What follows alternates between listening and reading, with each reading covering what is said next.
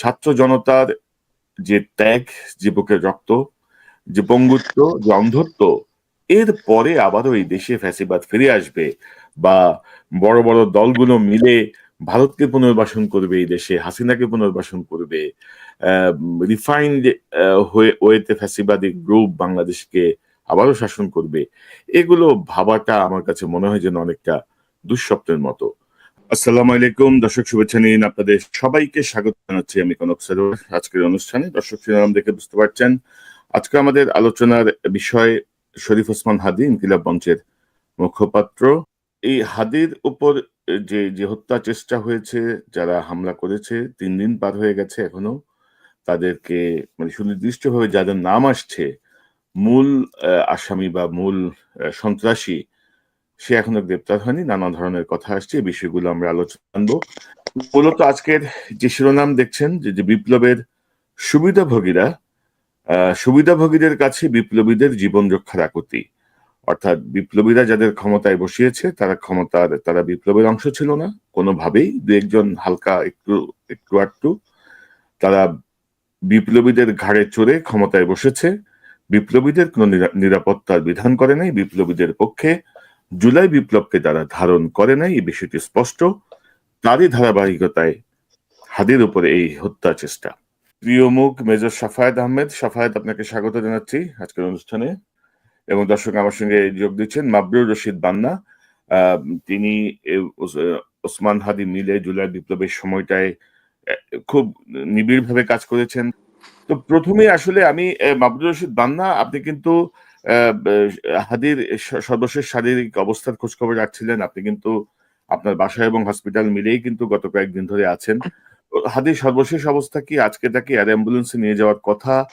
তার সর্বশেষ পরিস্থিতির একটা ব্রিফ নিয়ে আজকের মূল আলোচনা আমি ঢুকতে চাই। জি। যদি অ্যাম্বুলেন্সের কথা বলি, এয়ার অ্যাম্বুলেন্স আজকে 11:30 মধ্যে ল্যান্ড করার কথা বাংলাদেশের মাটিতে। তো সবকিছু ঠিকঠাক থাকলে ইনশাল্লাহ আজকে 11টা থেকে 11:30 মধ্যে এয়ার অ্যাম্বুলেন্স ল্যান্ড করবে, এবং এরপরেই আসলে ডিসিশন হবে হসপিটাল থেকে, আবার কেয়ার থেকে, যে কখন হাদিভাইকে মুভ করানো হবে সিঙ্গাপুরের উদ্দেশ্যে। তো ইনশাল্লাহ আশা করছি আজকেই ভাইয়াকে নিয়ে যাওয়া যাবে বিদেশে। আর যদি শারীরিক অবস্থার কথা বলি, তাহলে বলবো হচ্ছে অপরিবর্তিত। যদি আরেকটু এগিয়ে বলি, তাহলে আগের থেকেও খারাপ। যখন যে শুরুতে যে অবস্থায় হাদি ভাইকে অপারেশন করা হয়েছিল ডিএমসিতে, ঢাকা মেডিকেল কলেজে, সেটার পর থেকে আসলে অবস্থা যেভাবে আমরা আশা করেছিলাম যে হয়তো উন্নতি ঘটবে, সে হয়তো সেইভাবে আসলে উন্নতি ঘটে নাই। তো এটাই আর কি, মানে খুব আশার কথা বলতে পারছি না, আমি বলতে পারছি না, শুধু এতটুকুই বলতে পারছি, আশাটা এটাই যে মহান রাব্বুল আলামিন রহমত করে এই জাতির উপরে, এই আমাদের উপরে একটু রহমত করেন, তাহলে কোন একটা মিরাকেলে হয়তো আমাদের ভাই ফেরত আসবে। এটা পৃথিবীতে অনেক মিরাকেল ঘটে এরকম। ডাক্তাররাও বলেছেন যে, যখন ডাক্তারদের সাথে কথা হচ্ছিল আমাদের বিভিন্ন সময়, তখন ডাক্তাররা বলেছেন তাদের জীবনে অনেক মিরাকেল হয়েছে, তারা দেখেছেন অনেক মিরাকেলের সাক্ষী, যে এই রোগীর কোনোভাবে ফেরত আসার কথা না, সেই রোগী আর কি আল্লাহ ফেরত দিয়ে দিয়েছেন। তো আসলে সেই মিরাকেলের অপেক্ষাটাই আমরা আছি। ওই যে আমাদের যে চান্সটা, সেটা হচ্ছে আমাদের এখন ওই, এটাই হচ্ছে বিষয়। তো হাদি ভাইয়ের জীবন আছে, আমি এটা বলতে পারি আশার কথা, যে হাদি ভাই এখনো শাহাদাত বরণ করেন নাই, উনি এখনো জীবিত। এটা খুব দুর্ভাগ্যজনক যে আমাদেরকে মানে বিপ্লবের 15-16 মাসের মাথায় এসে একজন বিপ্লবীর মানে বিষয়ে এই জাতীয় আলোচনা করতে হচ্ছে, তাকে এই পরিস্থিতির মধ্য দিয়ে যেতে হচ্ছে। এবং দর্শক, আপনাদেরকে আমি বলতে চাই, আহ, শরীফ ওসমান হাদী কিন্তু আমার নিয়মিত অতিথি ছিলেন, এবং বিভিন্নভাবে হাদী কিন্তু আমার সঙ্গে আমার এই চ্যানেলে যোগ দিয়েছেন। এটি গত 13ই জুলাই 2025-এর অনুষ্ঠান। আমরা এখানে ছিল জুলাই বিপ্লবের 1 বছর উপলক্ষে অনুষ্ঠান। রসন আপাও আজকে যোগ দেওয়ার কথা ছিল, তিনি শেষ মুহূর্তে অন্য কাজে ব্যস্ততার জন্য যোগ দিতে পারেন নাই। তো আহ, বান্না ভাই সহ কিন্তু হাদি সহ আমরা কিন্তু ওখানে অনুষ্ঠান করেছি, এবং যখনই আমি আসলে বলেছি শরীফ ওসমান হাদিকে, ভাই একটু আসেন আজকে যোগ দেন, মানে যত কাজই থাকুক উনি কিন্তু কখনো বলেন নাই যে আজকে পারবো না বা না, এবং সবসময় স্পষ্টভাষী একজন মানুষ। এটা নিয়ে আমরা খুবই ব্যথিত এবং আল্লাহর কাছে আমরা প্রার্থনা করি। এবং আজকের যে শিরোনামটা বা যে বিষয়টা নিয়ে আমরা কথা বলতে চাচ্ছি, আমার কাছে ঠিক এই শিরোনাম মানে এই বক্তব্যটা ঠিক অন্যরকম লাগলো আরকি। যে জুলাই বিপ্লবের সুবিধাভোগীদের কাছে জুলাই বিপ্লবীর পরিবার যে বলতেছে যে মানে বিপ্লবীদেরকে বাঁচাতে হবে। তো ভাই তোমাদেরকে বসানো হয়েছিল কেন? ভাই তোমরা যেখানে বসলা, কেন বসলা? তোমাদের ১ম দায়িত্বটা কি ছিল? মানে শাফায়েত আপনার কাছে শুনি। আপনিও ধরেন বিভিন্ন সময়েই কিন্তু এই হাদীস সহ আমরা এই চ্যানেলে কথা বলেছি। আমরা আমাদের মতো করে বিশ্লেষণ করেছি। এই মুহূর্তে আপনার কি মনে হচ্ছে? মানে সুবিধাভোগীদের কাছে বিপ্লবীরা জীবন রক্ষার আবেদন করবে? কি মনে করেন আপনি? কিভাবে দেখছেন বিষয়টা? ধন্যবাদ কনক ভাই। আমি আসলে আপনি যে কথাগুলা বলছিলেন আমি আমার পক্ষে বান্না ভাই জানেন, কারণ আমরা আসলে আমি, বান্না ভাই, হাদি ভাই আমরা একসাথে একটা কাজ করেছিলাম। যার কারণে আমাদের সেই সময় থেকে আমাদের সম্পর্কটা এমন একটা পর্যায়ে চলে গিয়েছিল যে আমার পক্ষে আসলে আবেগ ধরে রাখাটা খুব মানে মুশকিল হয়ে যাচ্ছে। আমি নিজেকে খুবই শক্ত মনের মানুষ হিসেবেই আমি সবসময় জানি, কিন্তু আমার পক্ষেও আসলে এই ধরনের পরিস্থিতিতে আবেগ ধরে রাখাটা খুব কষ্টের হয়ে যায়। আমি সর্বশেষ আপনার চ্যানেলে শেষ যে ২ বার এসেছিলাম, ২ বারই আমাদের সাথে হাদী ছিলেন।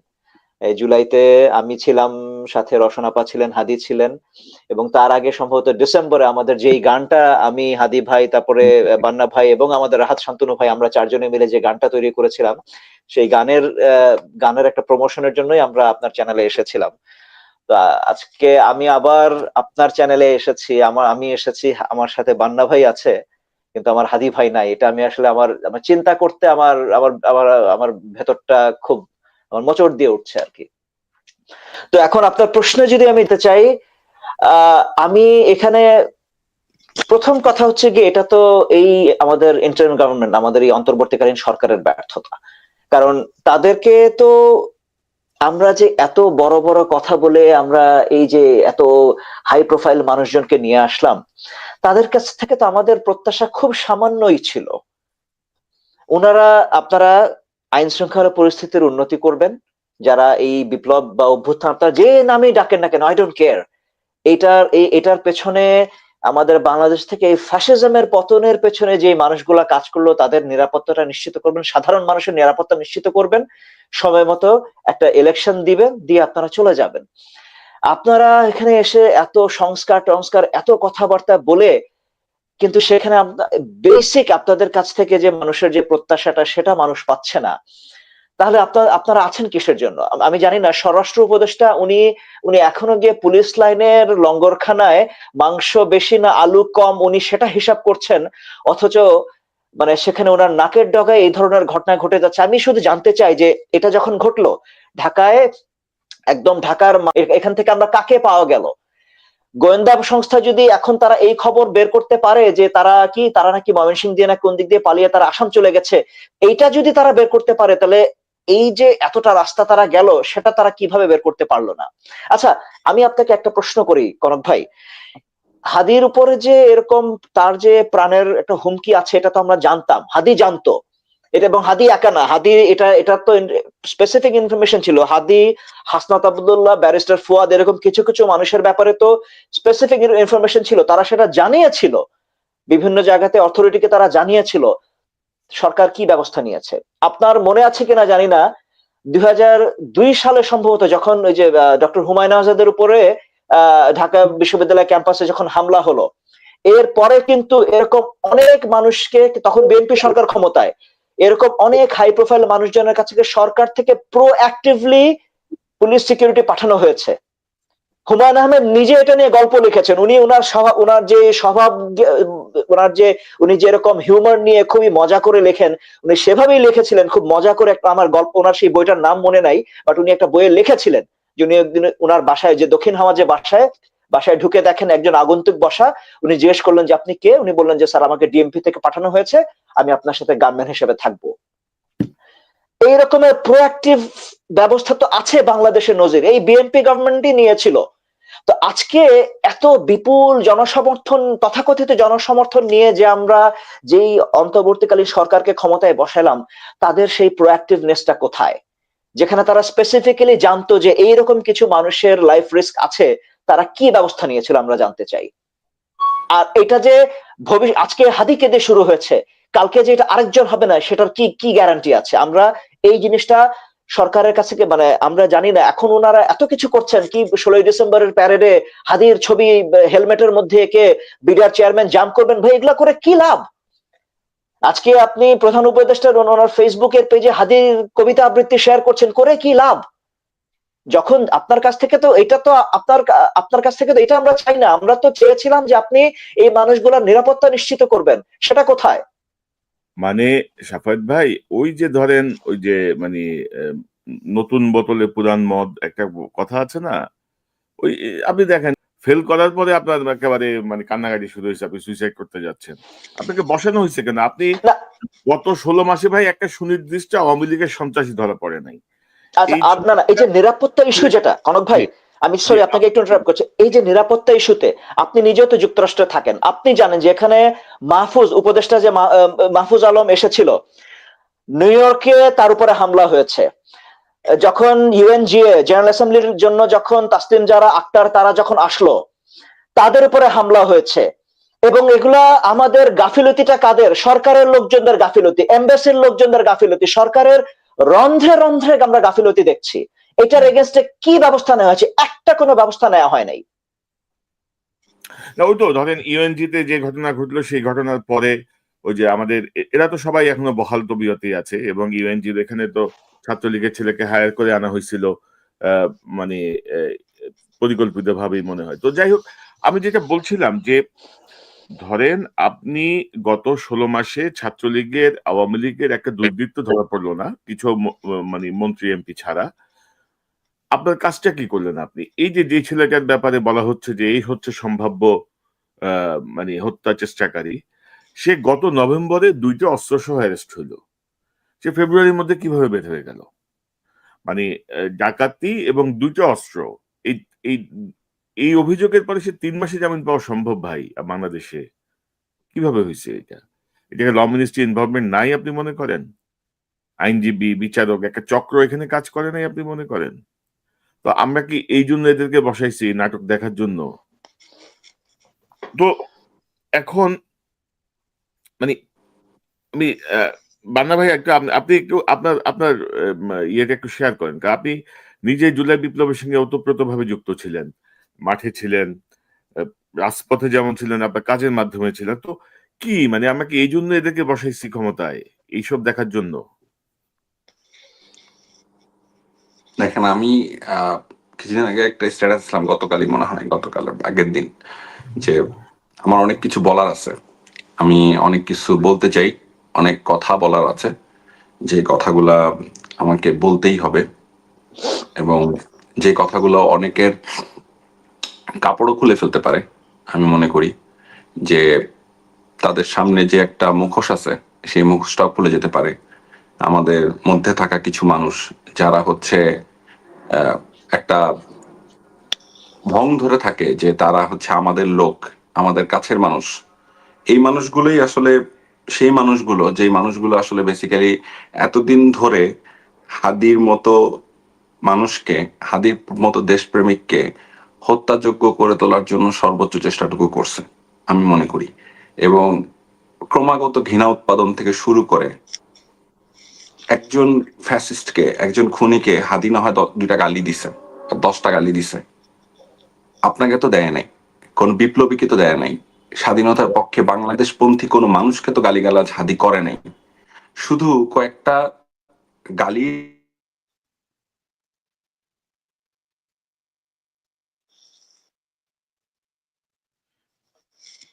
জি আমি চলে গেছিলাম। তো শুধু কয়েকটা গালির কথা উল্লেখ করে, হ্যাঁ, যেভাবে হাদির ইমেজকে নষ্ট করা হয়েছে, আপনি দেখেন কয়েকটা গালি বলে, যে হাদি কথায় কথা বলে হাদি স্ল্যাং বলে। হাদি স্ল্যাং কাকে বলে?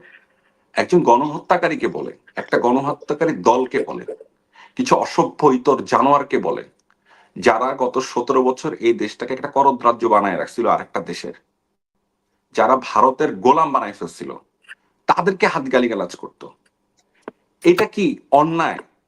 আমি কি, আমার ভাইকে তুমি মারছো, আমার বোনকে তুমি মারছো, আমার দেশটাকে তুমি পরাধীন করছো, সার্বভৌমত্ব নষ্ট করছো, আমি একটা গালি দেওয়ার অধিকার রাখি না? আমি গালি দিলে আমি তার থেকেও নিকৃষ্ট হয়ে যাই। সোশ্যাল মিডিয়াতে একটা খুন আর একটা চুরিকে আপনি চাইলে পাশাপাশি একই পাল্লায় মাপায় নিয়ে আসতে পারবেন যদি আপনি সেটাকে প্রপারলি ক্যাম্পেইন করেন। একটা গণহত্যাকে আর চুরিকে পাশাপাশি এমন ভাবে ক্যাম্পেইনিং করবেন যে চুরিটা মনে হয় কম বেশি অপরাধ, দেখবেন যে গণহত্যাটা নিচে চলে গেছে, চুরিটা উপরে চলে আসছে। এদের মুখ দিয়ে, আপনি বেশিরভাগ ক্ষেত্রে দেখেন এদের মুখ দিয়ে এখন কিন্তু জুলাইয়ের গল্প বের হয় না, জুলাই যোদ্ধাদের কথা বের হয় না। অবশ্যই আমরা প্রত্যেকে নির্বাচন চাই, এই দেশের স্থিতিশীলতার জন্য খুব দ্রুত নির্বাচন দরকার, কিন্তু আপনি এই আইন শৃঙ্খলার মধ্য দিয়ে, এই পরিস্থিতির মধ্য দিয়ে আপনি নির্বাচন কি করে করবেন?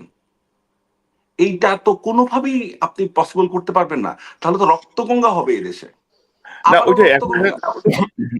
বান্না ভাই, আমি যদি আপনার সঙ্গে যোগ করি, আমরা দেখলাম যে ওই যে জাতীয় ঐক্যমত্য কমিশন করলো, বিদেশি নাগরিকদেরকে নিয়ে বসাই দিল, এরা এক এক জনের এক এক ভাব, এক এক রকমের এক এক কিছু। যেদিন জুলাই সনদ স্বাক্ষর হবে, সেদিন জুলাই বিপ্লবীরা লাঠিচার্জের শিকার হইল। তারা যে দাবি করলো, সেই দাবি এই স্বাক্ষরের 2 ঘন্টা আগে যায় তারা এটা কারেকশন করে ঠিক করে দিল। তো নির্বাচনের আগে ধরেন সন্ত্রাসী দমন, সন্ত্রাসী গ্রেপ্তার, অবৈধ অস্ত্র উদ্ধার, কোনো ধরনের তৎপরতা আছে? কিচ্ছু নাই। তারপর আপনি যে জায়গাটা ইঙ্গিত করলেন, ফ্যাসিস্টদের দোসররা সব এখন মিডিয়া কন্ট্রোল করতেছে, সবাই বসা, সবাই জাস্ট নানা কৌশলে চলে গেছে। আপনি তো আরো ভালো বলার কথা, একটু আপনার কাছ থেকে আর কি শুনি আমি আমরা। আমি মিডিয়া মিডিয়া সংস্কার কমিশন নামে একটা কি জানি একটা ঘোড়ার ডিম হয়েছে, ছাতার মাথা। এই ছাতার মাথার কোনো রেজাল্ট কি আপনারা কেউ দেখতে পান? এই ছাতার মাথার কি কোনো, মানে কোনো সুপারিশ আপনারা দেখতে পান যে এই দোষর ছিল, এ শেখ হাসিনাকে ফ্যাসিস্ট হতে সাহায্য করছে, এর শাস্তির বিধান করতে হবে, একে ধরতে হবে, এর আটকাইতে হবে, একে এইভাবে এইভাবে তাকে রিকনসিলিয়েশনের মধ্যে নিতে হবে, বা কোনো একটা ওয়ে? কোনো কিছুই তো এটার ভিতরে নাই। আপনি সংস্কার, মিডিয়া সংস্কার কমিশনের আলোচনাটা কোথায়? ওরা কি প্রস্তাব করছে? কয়টা মানুষ জানে বাংলাদেশে? নাকি সব জেনে নেওয়ার দায়িত্ব আমাদের? আপনারা মানে কথায় কথায় ড্রোন উড়াই দিতে পারেন, হাজারো হাজারো হাজারে হাজারে ড্রোন উড়াইতে পারেন, এবং ড্রোন উড়াইয়া আপনারা মনে করছেন যে আপনারা বিপ্লব রক্ষা করবেন, জুলাইকে রক্ষা করবেন ড্রোন উড়াই উড়ায়।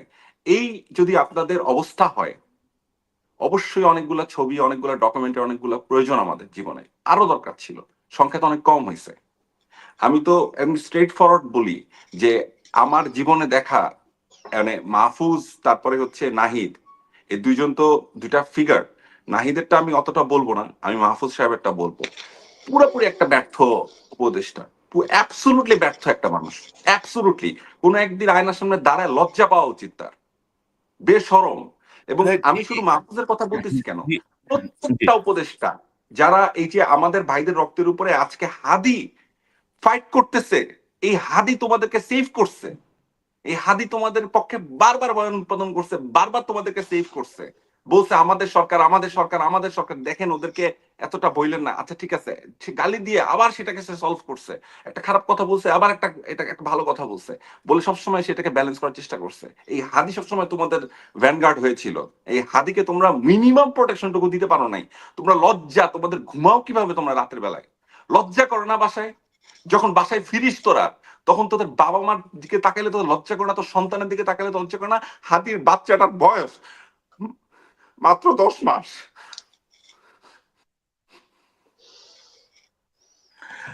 না ওইটাই বান্না ভাই, ধরেন এটাই তো আমরা বলতে চাচ্ছি যে ধরেন, ধরে হাতির নিলাম। বাচ্চাটা মাত্র বাবা বাবা বলা শিখছে, প্রতিদিন সকালবেলায় ঘুম থেকে উঠে বাবাকে ডাকে।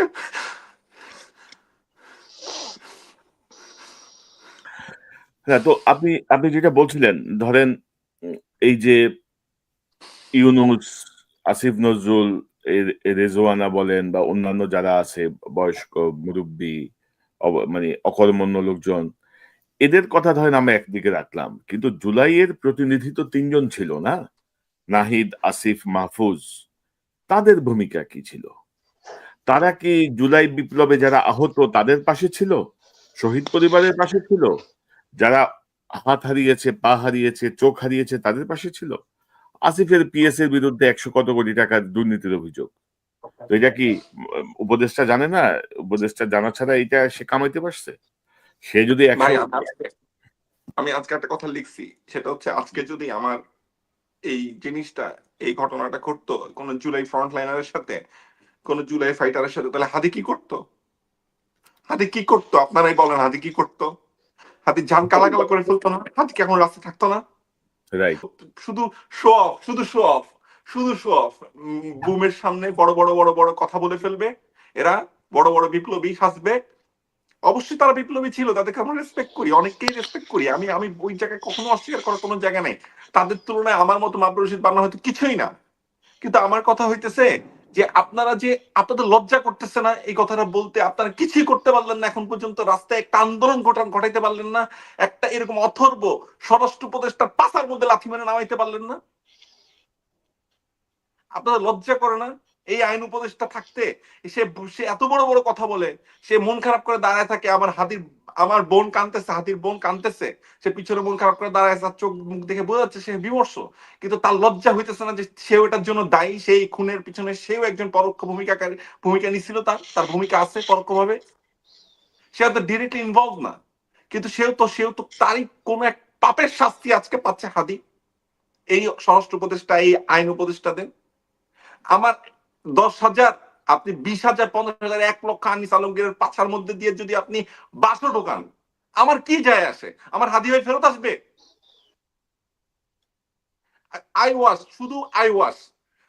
হাসিনা যা করতো same same formula, same formula. আপনি দেখেন হাসিনা যখন একটা ক্রাইসিসে পড়তো, হাসিনা একটা ফালতু জিনিস নিয়ে আসতো, একটা ডাইভার্ট করতো, ক্রিকেট ম্যাচ ফেলাইতো, এই ফেলতো সেই ফেলতো, একটা সাকিব আল হাসানের একটা কন্ট্রোভার্সি, মাশরাফির কন্ট্রোভার্সি, অমুকের কন্ট্রোভার্সি, অমুক নায়িকার কন্ট্রোভার্সি, কে কার সাথে ভেঙে গেছে, সব গল্প নিয়ে আসতো সামনে। হিরো আলম কি করছে, কটা ঝাঁপ দিছে, কটা লাভ দিছে, কে ডিগবাজি দিছে, এইসব আলাপ। একদম সেম ওয়েতে আপনি দেখেন এটা ভেবে কি আলাপ হইতেছে। আনিস আলমগীরকে কালকে ধরে নিয়ে গেছেন আপনারা, এটা আমাদের কি বালটা ছেড়ে গেছে আমার বলেন? আমাদের কি বালটা ছেড়ে গেছে? কি যায় আসবে আমাদের? আমার হাদি ভাই ফেরত আসবে? আমরা অপরাধীকে দেখতে চাই আমাদের চোখের সামনে। তোদের দায়িত্ব এটা, তোরা আমার ভাইয়ের হত্যাকারীকে, যারা হত্যা করার চেষ্টা করছে যারা, তাদেরকে তোরা নিয়ে আসবি, এটা তোদের রেসপন্সিবিলিটি। চোর পালায় যাওয়ার পরে তোরা গল্প বানাচ্ছিস, তোরা আমাদেরকে বলতেছিস কিভাবে পালাইছে, এই গল্প শুনতে চাই আমরা। আমরা কেউ মৃত্যু ভয় করি না ভাই, একটা কথা স্ট্রেট ফরওয়ার্ড আমি বলি। আমি মাবরুর রশিদ বান্না, হাদি ভাই যে স্পিরিটে বিশ্বাস করে, আমি বান্না সেই স্পিরিটে বিশ্বাস করি। আমরা স্পিরিচুয়াল ব্রাদার্স, আমরা কেউ মৃত্যু ভয় করি না। আমার মৃত্যু যদি হয় এমনিই হবে, যদি আল্লাহ রেখে রাখে। আমার একটা বুলেটেই আমার মৃত্যু আছে, আমি সেটা নিতে রাজি আছি, কিন্তু আমি হার মানতে রাজি নাই। আমি কোন ইতর বদমাইশের কাছে আমি আমার বিবেক বিক্রি করবো না, এবং তাদের পক্ষে কোনোদিন উৎপাদন করবো না কোনো বয়ান। এই উপদেশটা শুয়োরের বাচ্চাগুলা, এই শুয়োরের বাচ্চাগুলো, এই শুয়োরের বাচ্চা, এগুলো একটা জানোয়ারের বাচ্চা। লজ্জা করে না তোদের? কুমাস কি করে রাতের বেলায় তোরা? জাতির কাছে কিভাবে মুখ দেখাস তোরা? কাদের রক্তের উপরে বসছিস? কোন চেয়ারে বসছিস? সেই রক্ত কি আমাদের, সেই চেয়ারে কি আমার ভাইদের রক্ত, আমার বোনদের রক্ত লাগানো নাই? ওই চেয়ারে কি রক্ত দেখিস না তোরা? না, ওইটাই বান্না ভাই। ধরেন যেটা আমরা বলতে চাচ্ছি, এখন বিপ্লবীরা এখন বিপ্লবের সুবিধাভোগী এইসব অপদার্থ উপদেষ্টাদের কাছে যে জীবন ভিক্ষা চায়, এটাই হচ্ছে আমাদের ব্যর্থতা। এবং জীবন ভিক্ষা শুধু আল্লাহর কাছে চাই। না জীবন না যদি ভিক্ষা পেতেই জীবন হয়, ভিক্ষা মানে আল্লাহর কি? কাছে চাও। জীবন ভিক্ষা মানে কি? ধরেন পরিবারগুলো তো আর ওই স্পিরিট, বা অনেকে তো মনে করেন, অনেকে মনে করে জাস্ট নিরাপত্তা বিধান করা আর কি, তাদেরকে সন্ত্রাসীদের বিরুদ্ধে অবস্থান নেওয়া, বিপ্লবীদের পক্ষে থাকা, সেটা তো থাকছে না। এবং আমি যদি আপনাকে বলি যে মানে এগুলা কি বলবো ভাই, মানে ইউনূস সাহেব কি বিপ্লবের পার্ট ছিল? মানে উপদেষ্টা পরিষদে কয়জন বিপ্লবের পার্ট? ইউনূস সাহেব তো দেশের গন্ডগোল দেখে উনি ফ্রান্স চলে যাওয়ার প্ল্যান করতেছিল, মানে ফ্রান্স থেকে ব্রাজিল চলে যাওয়ার প্ল্যান করছিল, যে আমি আর দেশে যাব না, দেশের পরিস্থিতি ভালো না। তো ওনারে আইনে আপনি যদি বসায় দেন, উনি এটা কি বুঝছে? আসিফ নজরুল্লাহ তো উভয় দিকে খেলে খেলে খেলে খেলে বহুত রকমের ধান্দা পানি করছে। তো আমাদের এই যে মাহফুজ তথ্যের দায়িত্বে, নাহিদ ছিল তথ্যের দায়িত্বে, এই ছেলেগুলা যারা উপদেষ্টা হইল ক্রমাগত বয়ান তৈরি করছে Awami media, fascist media, July বিপ্লবীদের বিপক্ষে, হাদিদের বিপক্ষে। আমরা যখন বলছি তখন আমাদেরকে আবার এটাকে অন্যভাবে পোর্ট্রেট করার চেষ্টা হয়েছে। তো এগুলো কেউ কন্ট্রোল করতে পারলো না, এগুলো কেউ ভাই দেখলো না। দেখেন ভাই, আমাদের এই যে যখন এই যে আমি একটা ঘটনা শুনছি এরকম যে ওরই কাছে, মাহফুজের কাছের কিছু ভাই ব্রাদার, ওর বন্ধু বান্ধব লেভেলের বা কাছাকাছি, তারাই বলছিল যে আমরা কিছু লিস্ট করে ফেলি যে কারা কারা আসলে ফ্যাসিস্টের দোষ ছিল মিডিয়ার, কারণ তাদেরকে আসলে আমরা চিহ্নিত করার জন্য অ্যাটলিস্ট মানুষের সামনে তাদের নামগুলো দিয়ে দিয়ে আমরা বলে দিই যে এই মানুষগুলো হচ্ছে সেই মানুষগুলো যারা হচ্ছে হাসিনাকে ফ্যাসিস্ট হইতে, এরকম গণহত্যাকারী হইতে, এই রিজিমকে টিকায় রাখতে সাহায্যের ভূমিকা করছে, মানুষকে চেনায় দেওয়া, দ্যাটস ইট। নাম এক প্লিজ। মাহফুজ নাকি, আমি শুনছি যেটা সেটা বলতেছি, মাহফুজ নাকি বলছে আপনাকে আরেকটা কি বলে শাহবাগ বানাইতে চান। এটা কোন রিপ্লাই? এটার সাথে শাহবাগ বানানোর কি আছে গান্ডু? এটা মানে কি কি এটা? যদি সে বলে থাকে এটা, তাহলে আমি এই স্ল্যাংটা তো আমার এটা ভ্যালিড না না, পুরোপুরি। এটা বলছে ভাই, এটা বলছে। তারে আপনার হচ্ছে ইউনূস সাহেব নিজেরে পোক্ত করার জন্য মেটিকুলাস ডিজাইন ফিজাইন এইসব বলে বহুত কিছু বানাইছে। মাহফুজ যা নয়া বন্দোবস্ত, হ্যান বন্দোবস্ত, ত্যান বন্দোবস্ত, কিছু ভারী ভারী শব্দ বলে মানুষকে আসলে বিভ্রান্ত করছে। আমাদের মধ্যে সবচেয়ে বেশি বিভাজন তৈরি করার মানুষটা, আপনি দেখেন শুরুতে সে বিএনপি নিয়ে খারাপ কথা বলছে, বিএনপি নিয়ে কিন্তু কন্টিনিউসলি খারাপ কথা বলছে একদম শুরুর দিকে, আপনি মনে রাখেন, আমি নিজে সাক্ষী, আমাকেই তো বলছে, বলছে বান্না ভাই বিএনপি যা করতেছে, বিএনপি এটা, এগুলো সব বিএনপি, এগুলোর পিছনে সব বিএনপি। তখন একটু দেশে অরাজকতা চলতেছিল ওই যে বিভিন্ন কলেজগুলোতে, একটা ব্যাপারটা বুঝেন তো না, আমার ব্যক্তিগত ভাবে কিন্তু সে বলছে, সে করতে পারবে না, সে আমার বলছে যে বিএনপি এটা করছে। সে তখন জানতো না যে আমি বিএনপির সাপোর্টার বা আমি বিএনপি পছন্দ করি, আমি বিএনপি ভালোবাসি, আমি জিয়াউর রহমান, আমি খালেদা জিয়া, আমি তারেক রহমানের বিএনপি করি। সেটা সে জানতো না, দেখে হয়তো আমার বলছে। এখন তারপরে কয়েকদিন পরে দেখি যে বিএনপির গালি বাদ দিয়ে সে জামাতের গালি দেয়, আবার সবগুলা জায়গা, তারপরে একটা হুজুরদের গালি দেয়, তারপর কিছুদিন পরে সেকুলারদের গালি দেয়। এক একটা সময় সে বিভিন্ন ধরনের মানুষদেরকে গালি গালাজ, মানে গালিকে বলতে আমি ওই অর্থে বলতেছি না যে আমি যে অর্থে স্ল্যাং বলতেছি সেটা না, যে শত্রুতা উৎপাদন করছে প্রতিবার। এই যে বিভাজন তৈরি করলো আমাদের মধ্যে, এই বিভাজন তৈরিতে এই তৈরির পরেই কিন্তু আজকের এই পরিস্থিতি দেখেন। সে কিন্তু চলে গেছে, সে হয়তো বিদেশ চলে যাবে, আমি যদি শুনতেছি সে হয়তো বিদেশে পড়াশোনা করতে যাবে। এই এখন পড়াশোনা করতে যাবে না কি করতে যাবে, আমি আপনার প্রোগ্রামের মাধ্যমে একটা কথা আজকে বলতে চাই। মাহফুজের ভাই ঠিক কতবার বিদেশে গেছে গত 1.5 বছরে, সেটার একটা হিসাব আপনারা বের করেন, অনেক প্রশ্ন উত্তর পেয়ে যাবেন। না, মাহফুজের ভাইকে নিয়ে তো অলরেডি বিদেশি একজন, ওই যে বনিয়ামিন, তার কমপ্লেনই করলো যে তার হ্যাঁ, আমি তো আমি তো বলছিনি, আমিও আবার বললাম এখানে। তো আমি আসছি বান্দা ভাই, আবার আপনার কাছে আসছি। আমি আপনাদের দুজনকে একটা দুটা সংবাদ দেখাতে চাই আগে, সংবাদপত্র থেকে। যে ধরেন আমাদের যেটা করছিলেন যে প্রধান উপদেষ্টা হাদিকে হত্যার চেষ্টা, দেশ ত্যাগ, ময়মনসিংহ সীমান্ত দিয়ে গুলি চলে 2টা 25 মিনিটে, সীমান্তে পৌঁছায় রাত 3টায়। অর্থাৎ ইউনূস সাহেবের বৈঠকের ধরেন বৈঠক বা ব্রিফিং এগুলো ধরেন 3-4 ঘন্টা পরে তারা সীমান্ত পার হয়ে গেছে। এবং এই দেশ রূপান্তর পত্রিকা বলছে যে গোয়েন্দা সংশ্লিষ্ট সূত্র দেশ রূপান্তরকে বলেছে শুক্রবার বিকেলে সবাই অবসর সময় কাটায়, তাই শুক্রবার জুমার নামাজের পর টার্গেট করে ঘাতকরা। যে অস্ত্রটি ব্যবহার করা হয়েছিল সেটিও পাশের একটি দেশের। একটিমাত্র ফায়ারে অস্ত্রটিও লক হয়ে গিয়েছিল। বেলা 2টা 25 মিনিটে হাদিকে গুলি করা হয়। এরপর ফয়সাল ও আলমগীর মোটরসাইকেলে মোহাম্মদপুর হয়ে উত্তরায় আসেন। পরে তারা মোটরসাইকেল রেখে মাইক্রোবাসে করে ময়মনসিংহের হালুয়াঘাট সীমান্তে চলে যান। সেখানে আগে থেকে প্রস্তুত থাকা লোকের মাধ্যমে শুক্রবার রাত 3টা থেকে 3:30টার দিকে হালুয়াঘাট সীমান্ত দিয়ে দেশ ত্যাগ করেন ফয়সাল ও আলমগীর। সাফায়েত, আপনি কিভাবে দেখছেন? এই ধরনের এত ডিটেইল ইনফরমেশন যদি আমাদের ইন্টেলিজেন্সের কাছে থাকে, তাহলে তারা মানে চলে যাওয়ার পরে মানে এই জিনিসগুলা কেন আসছে? তারা যদি এটাকে থামাতে চাইতোই, এবং তাদের যদি সেই রকমের স্ট্রং নেটওয়ার্ক থাকে, এরকম স্ট্রং সোর্স যদি থাকে যে তারা একদম একদম পুরো ঘটনা তারা বলতে পারছে যে ঠিক আছে এতটার সময় শুটিং হয়েছে, এতটা সময় তারা উত্তরায় গিয়েছে, এতটা সময় উত্তরা থেকে মোটরসাইকেল ফেলে তারা মাইক্রোবাস নিয়েছে, ময়মনসিংহের হালুয়াঘাটে গেছে, এতটা সময় তারা বর্ডার ক্রস করেছে, তো এত যদি এক্সকিউজ মি লেভেল একদম প্রত্যেকটা লেভেলের যদি ইনফরমেশন তাদের কাছে থাকে, তার মানে এতটাই যদি তাদের স্ট্রং নেটওয়ার্ক হয়, তাহলে তারা মানে তাহলে তারা এদেরকে আটকাতে পারে না কিভাবে? আজকে ইন্ডিয়ার সাথে আমাদের এই মানে 5ই আগস্টের পর থেকে আমাদের কূটনৈতিকভাবে এত সমস্যা, তারা ট্যুরিস্ট ভিসা দিচ্ছে না, তারা মেডিকেল ভিসা দিচ্ছে না, এত রকমের সমস্যা। তাহলে যদি এখন এরা এই ধরনের ক্রিমিনাল গুলাকে ঠিকই দিচ্ছে, তাহলে আমাদের পররাষ্ট্র মন্ত্রণালয় কি করছে? What exactly are they doing? আমরা যে একজন অথর্ব পররাষ্ট্র সচিবকে পররাষ্ট্র উপদেষ্টাকে বসিয়ে রেখেছি, উনি কি করছেন? একজন একজন তথাকথিত নিরাপত্তা উপদেষ্টাকে আমরা বসিয়ে রেখেছি, যিনি অজিত দোভালের সাথে মিটিং করছেন, উনি কি করছেন? উনি কেন তাহলে ওনারা যদি এতটাই যদি কাবিল মানুষ হয়ে থাকেন, ওনারা তাহলে কেন একটা স্ট্রং রেসপন্স দিচ্ছেন না ইন্ডিয়াকে যে আমাদেরকে তাহলে এই মানুষগুলোকে হ্যান্ড ওভার করো?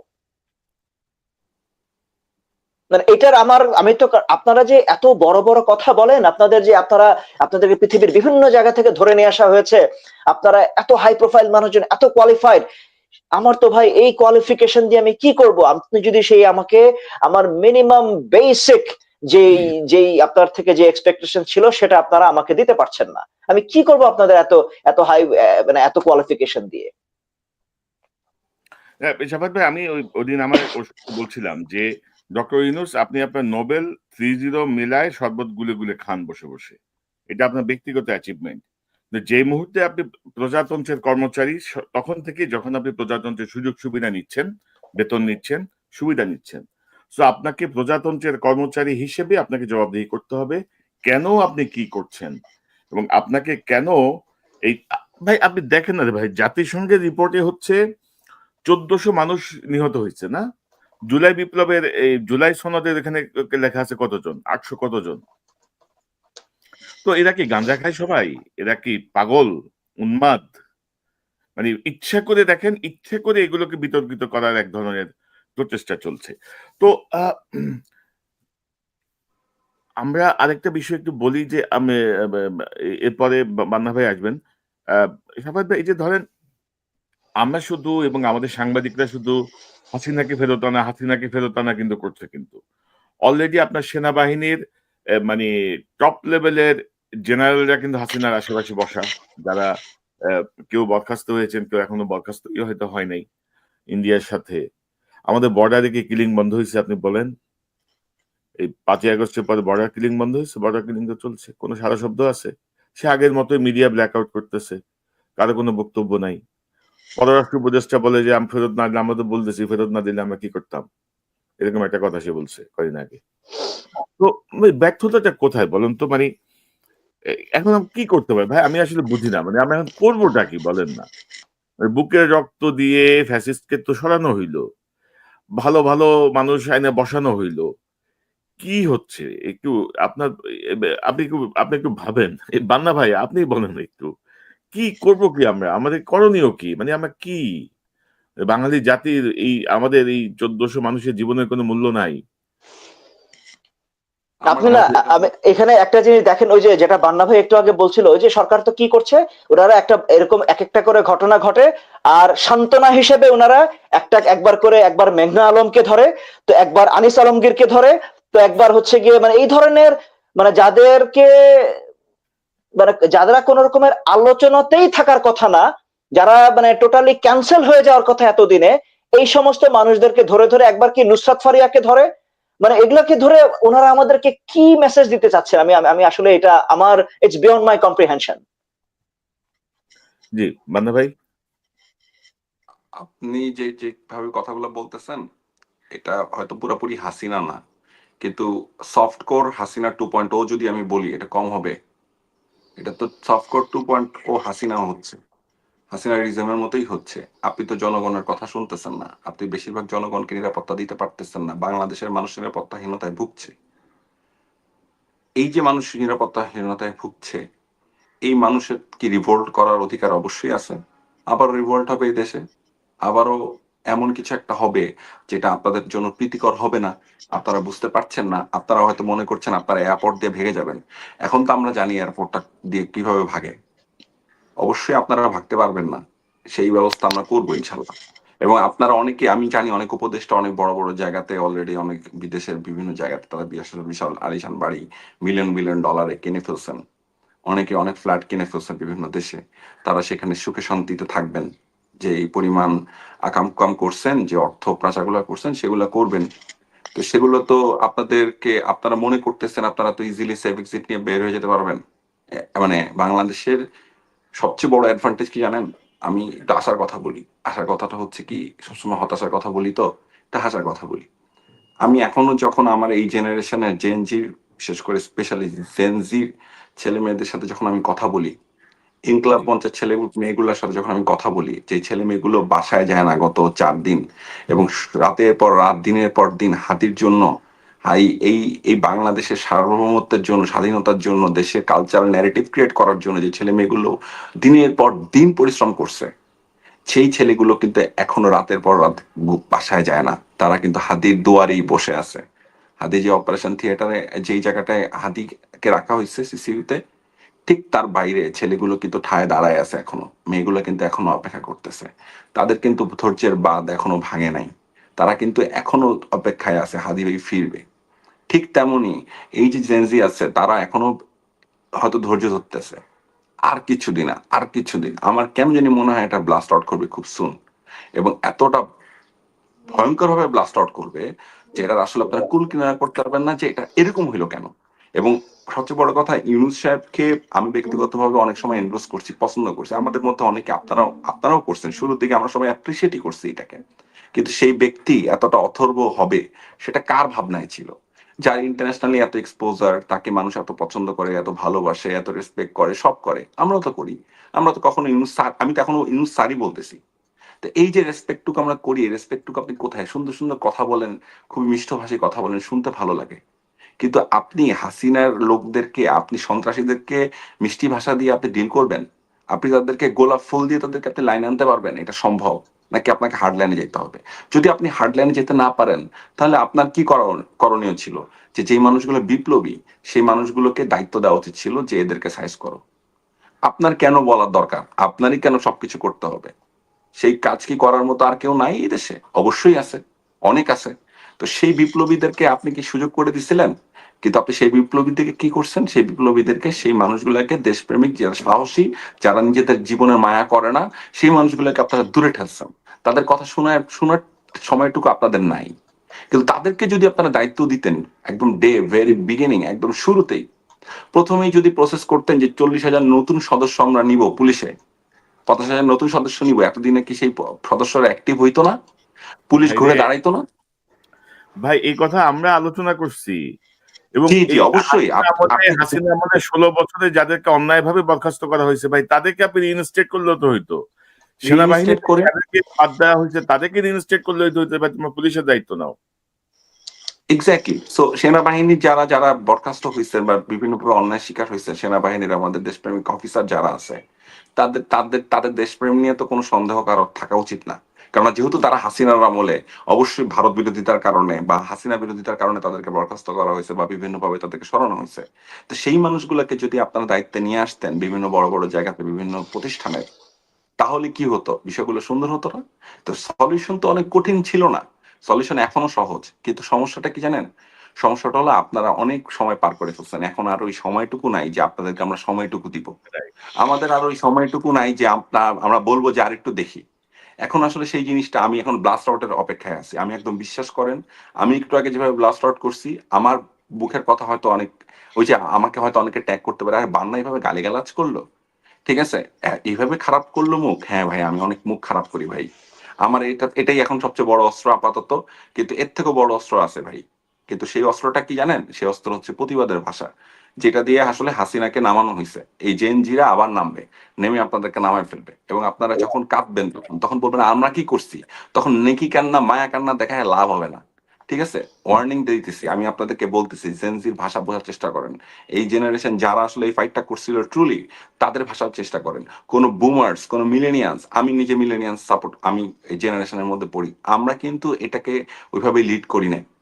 এই আন্দোলনের সবচেয়ে বড় সুবিধাভোগী হচ্ছে বুমার্সরা।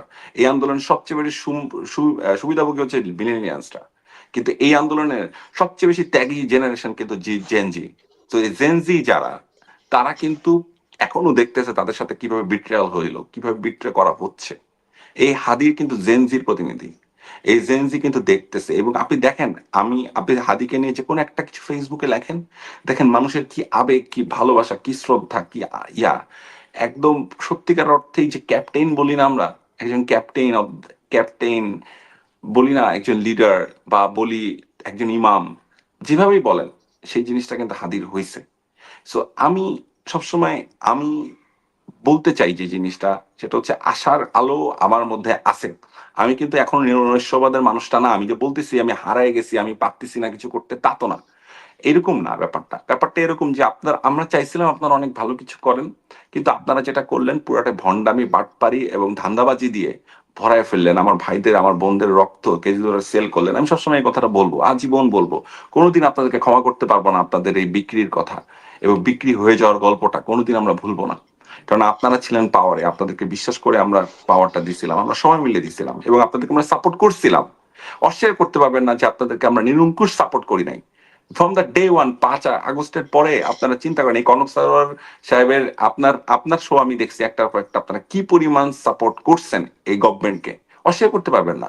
আমিও করবো না, আমার টাইম লাইনে সাক্ষী আছে। সাফাক ভাইকে জিজ্ঞাসা করেন, সাফাক ভাই সব সাপোর্ট করছে, নিরঙ্কুশ ভাবে আমরা সাপোর্ট করছি। আর সেই মানুষগুলো আজকে আপনাদের কারণে আমাদের চোখে পানি, আপনাদের কারণে আমাদের বুক ফেটে যাচ্ছে, আপনাদের কারণে আমার ভাই আজকে হসপিটালে মৃত্যুর সাথে পাঞ্জা লড়তেছে। আমার ভাইকে আজকে এই দেশ ছেড়ে যেতে হচ্ছে, যে মানুষটা কোনোদিন যদি সুস্থ থাকতো, আমি বিশ্বাস করি হাদি কখনো কোনো একটা রোগের কারণে এভার কেয়ারে যাওয়ার ছেলেটা না। এভার কেয়ারে সর্বোচ্চ এই মানুষটা না, সে ঢাকা মেডিকেল কলেজের চিকিৎসা নেওয়ার কথা। আমি স্পিরিটের জায়গাটা বলতেছি, বোঝানোর চেষ্টা করতেছি। সে মাটির মানুষ, সে কিন্তু কোন গাড়ির ভিতরে গুলিবিদ্ধ হয় নাই, সে হয়েছে একটা রিক্সার ভিতরে। আপনারা ব্যাপারটা বোঝার চেষ্টা করেন, এটা কিন্তু সিগনিফিকেন্ট, খুবই সিগনিফিকেন্ট। মাটির ছেলে হাদি, আমাদের ঘরের ছেলে হাদি, আমাদের বুকের ছেলে হাদি, কারণ আমাদের ভাই হাদি। সেই হাদি কোথায় গুলি খেয়েছে? রিক্সার মধ্যে, রিক্সায়। সে কিন্তু একটা গাড়ির উপর চড়ে নাই। তার কি সুযোগ ছিল না দুর্নীতি করার, টাকা পয়সা করার? এবং বান্না ভাই একটা পয়সা কেউ বলতে পারবে? বান্না ভাই, হাদি ভাই তো আমার এখানে যখন আসছিল, আমরা তো তার কাছে সে সম্পর্কে গল্প শুনছি। শুধু হাদি তো না, হাদির বোন, হাদির স্ত্রী সবাই কিন্তু জুলাইতে মাঠে ছিল। মানে হাদি অফকোর্স, বের হওয়ার সময় ঢাল হিসেবেও বলতো যে বোনদের সাথে নিয়ে যেত, ওয়াইফের সাথে নিয়ে যেত। কোনো সময় ডাক্তারের অজুহাত, কোনো সময় বোনের অজুহাত, নানা ভাবে কিন্তু মানে পুরা পরিবারটাই ধরেন মানে রাজপথে খুব শক্তিশালী ভাবেই ছিল। তো আমি হাদির এই শুধু একটা কথা বলতে চাই। গতকাল রাতের কথা, ওই যে আপনাকে বড় ভাইয়ের কথাটা আমি বলতে চাই। বড় ভাইয়ের কথাটা আমি যেটা আবারও রিপিট করতে চাই, সেটা হচ্ছে যে বড় ভাইয়ের সাথে রাত 1টার সময় যখন বড় ভাই আমাকে, অমর ভাই, আমাদের হাতি ভাইয়ের বড় ভাই, উনি যখন আমাকে ডাকলেন, ডেকে বললেন, বান্না ভাই, আমার ভাইটা ফিরবে কিনা আমি জানি না, শাহাদাত বরণ করবে কিনা আমি জানি না, হয়তো সে শাহাদাত বরণই করবে, কিন্তু আপনাদেরকে কিন্তু বিপ্লব টেনে নিয়ে যেতে হবে, অসমাপ্ত বিপ্লব সমাপ্ত করতে হবে। এই কথাটা কতটা মানসিক শক্তি থাকলে একটা ভাই এই কথা বলে। তার স্ত্রী, আমি কালকে রাতে স্ট্যাটাস দিছি রাতের বেলায়, তার স্ত্রী বলছে, দেখা হওয়ার পরে যখন হাদি ভাইকে দেখতে গেছে, হাদি ভাইয়ের সামনে দাঁড়ায় এসে বলছে, উনি বলছেন যে তোমার জন্য 17 কোটি মানুষ দোয়া করতেছে, তুমি এখানে শুয়ে আছো কেন? এখান থেকে বের হও, রাস্তায় যাও।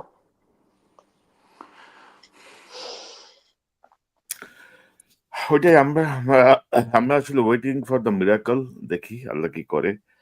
আর হাদিকে হাদি যদি আমাদের ছেড়ে চলেও যায়, এই এই বিপ্লব অসমাপ্ত থাকবে না। সাধারণ ছাত্র জনতার মধ্যে যে স্পিরিট আমি দেখি, যে যে চেতনা আমি দেখি, সেই চেতনায় হাসিনাও ফিরে আসবে না, ফ্যাসিবাদকে পুনর্বাসন করা যাবে না। ভারতীয় সে আধিপত্যবাদও বাংলাদেশে আমার মনে হয় না, যত দল মিলেই চাক, কোনো দলের পক্ষে সেটি হয়তো সম্ভব হবে না।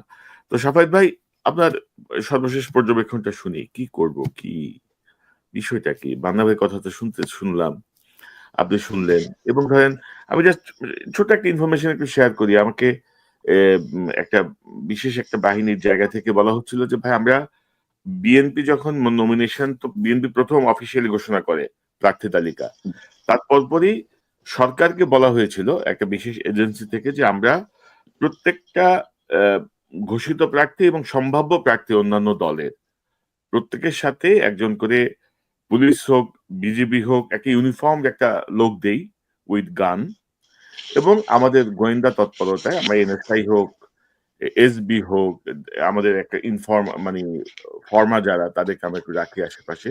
অর্থাৎ একটা ইউনিফর্ম লোক যদি একজনের সাথে থাকে, সেক্ষেত্রে কিন্তু অনেকের মনে কিন্তু একটা চাপ তৈরি হয় কিন্তু। অবশ্যই এটা তো অনেক বড় একটা ডেটারেন্স কিন্তু কিন্তু ক্রিয়েট করে। গভর্নমেন্ট এই প্রস্তাবতে পাত্তাই দেয়নি, গভর্নমেন্ট এটা বুঝেই নেই।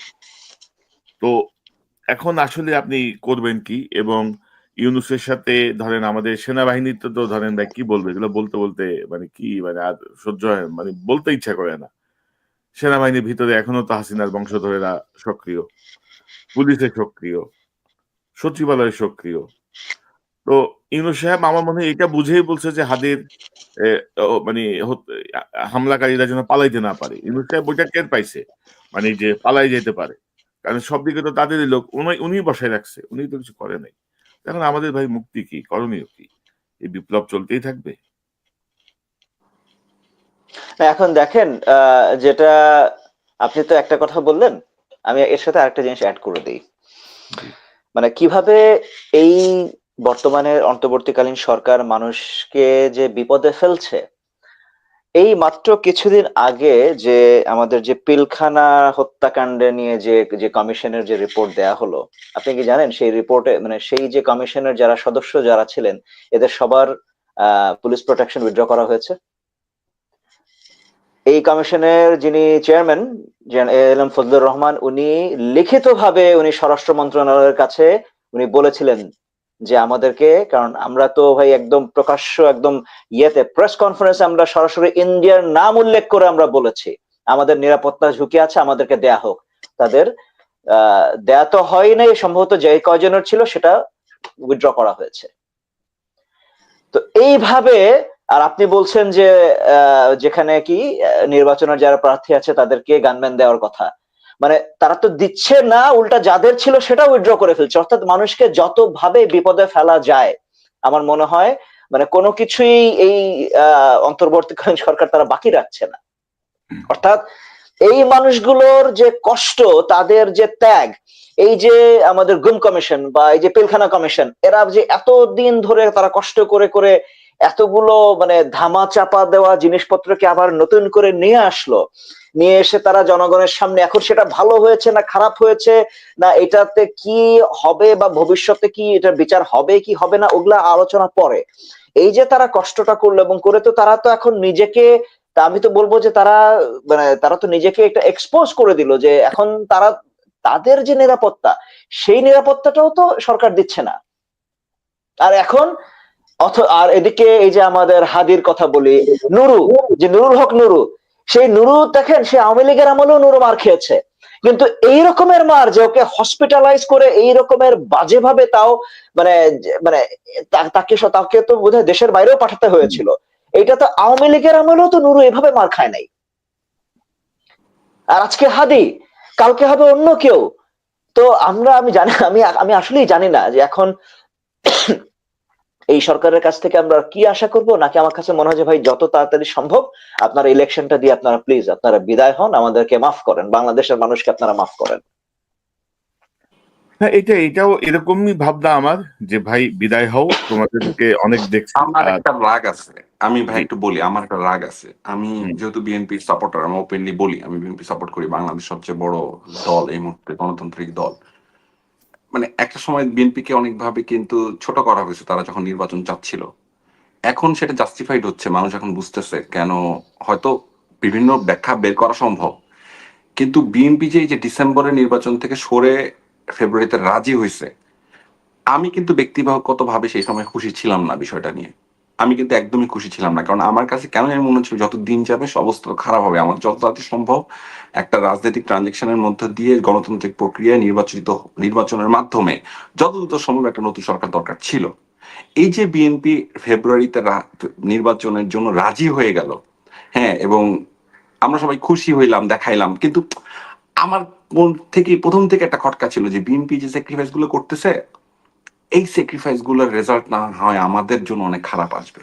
এবং আলটিমেটলি কি হইলো দেখেন, এক একটা দল এক একটা এজেন্ডা নিয়ে, এরা দেশের এজেন্ডা বাদ দিয়ে যার যার নিজস্ব এজেন্ডা নিয়ে ফাইট করছে কদিন।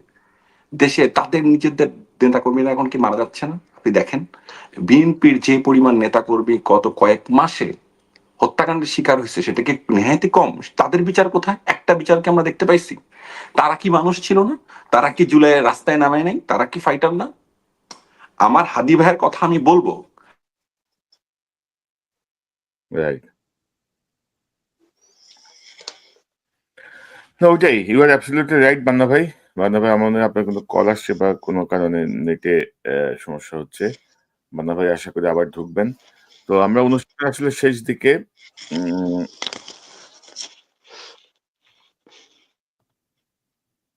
আহ, বান্না ভাই ঢোকার চেষ্টা করছেন, দেখি আবার তিনি ইন করবেন। তো আসলে মানে ভাই টোটাল একটা এক ধরনের হতাশা। তবে আমার মনে হয় যে হতাশার কথা বা নেগেটিভ কথা বা দুঃখের কথা অনেক বললাম, কিন্তু তারপরও আমার মনে হয় যে ছাত্র জনতা যেভাবে ধরেন আহ, কোনো অস্ত্র ছাড়া প্রশিক্ষিত বাহিনীর সামনে যেভাবে দাঁড়িয়েছে, ওই যে ওই কথাটা, একটা স্যার একটারে তো মারি একটা মরে বাকি একটাও সরে না, সব দাঁড়ায় থাকে। এই যে শক্তি, এই শক্তিটাই হয়তো আমাদেরকে এইসব বিপদ থেকে ভবিষ্যতে উদ্ধার করবে, এবং আমরা নিশ্চয়ই এই জায়গাটা থেকে আমরা হয়তো এক ধরনের হতাশা বা কষ্টের কথা বললাম, কিন্তু তারপরও আমাদের ছাত্র জনতার যে শক্তি আমরা দেখেছি জুলাইতে, সেই শক্তি কিন্তু এখন অটুট আছে। রাজনৈতিক দলগুলো বিভিন্ন ধান্দায় ব্যস্ত হয়ে গেছে, কিন্তু ছাত্র জনতা যারা একেবারে রুট লেভেলের মানুষ, তারা কিন্তু ঐক্যবদ্ধ। এবং আপনি যদি দেখেন যে একটা ভয়ঙ্কর শক্তিশালী একটা রিজার্ভ ফোর্স কিন্তু আছে, সেটা প্রাইভেট ইউনিভার্সিটির ছেলে মেয়েরা। আমরা True, জুলাই বিপ্লবীরা যারা ক্ষমতায় গেছে তারা কিন্তু এদেরকে মূল্যায়ন করে নাই, এদেরকে না ডাকেই করে। নাই।